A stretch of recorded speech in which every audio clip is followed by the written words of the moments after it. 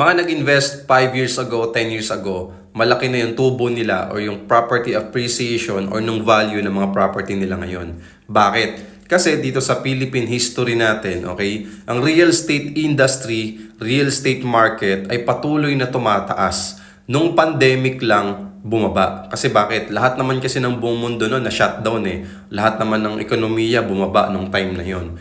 Pero after the pandemic, lalo nag-boom, tumaas yung real estate value, yung real estate market industry dito sa Pilipinas. Kaya ngayon pa lang, napakagandang mag-invest na ngayon pa lang, 2024 sa property. Kung naghahanap ka ng property na pwedeng pag-investan, na mababa lang ang ilalabas mo, for as low as 10,000 to 25,000 cash out only, meron ka ng 2-bedroom unit na pwede mong paupahan or pwede mong tirhan kesa magrenta ka habang buhay.